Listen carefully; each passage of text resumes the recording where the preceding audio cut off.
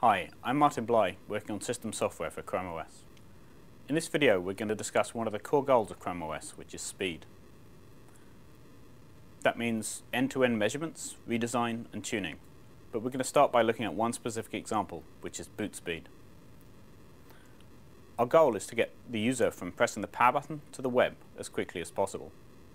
Let's start by looking at what you have to go through on a traditional operating system to get to email. The user presses the power button and the computer's firmware starts. The firmware searches for components that could be inside the computer and also looks for ones that could be plugged in externally and initializes them one at a time. Then they display a pretty splash screen just in case you forgot who made your laptop. After the firmware finishes, it loads and starts the bootloader. The bootloader loads and starts the kernel.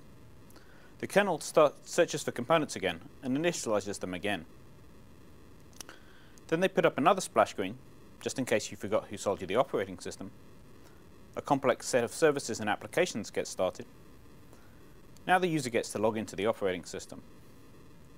It then fires up all the applications in your start folder. Over the years, these applications have grown very large and cumbersome. Often this includes parts of applications you don't even need yet, just so they look faster when you do go to start them. Start antivirus software to protect yourself against malware. Then the user gets to click on the browser icon. Now you have to log in again to cloud services like Gmail. How does that change with Chromium OS? Our goal is to boot from power on to the web in just a few seconds. We also set a budget of resuming from suspend in under a second. So we set out to do some serious spring cleaning and simplification, starting by measuring and analyzing every millisecond of boot up time. Let's look at some of the things we're changing. This is an appliance-style device, so we already know what's on the machine. We don't have to go searching for it.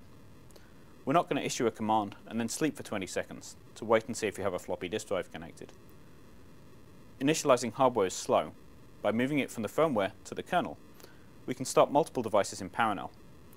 For example, we can keep streaming data from the disk while we wait for the video display to start. Let's get rid of those splash screens. They just waste time. We don't need a bootloader. We can just jump straight to the kernel. We're simplifying complex layers of legacy software. The browser is the focal point of the system now.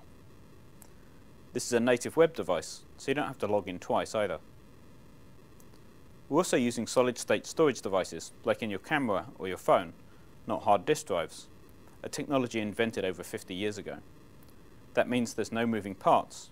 We don't have to wait for a mechanical head arm to move from side to side before we can get your data.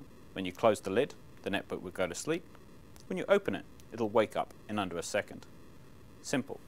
So if you're a systems engineer, take a look through this and let us know, what else can we cut out?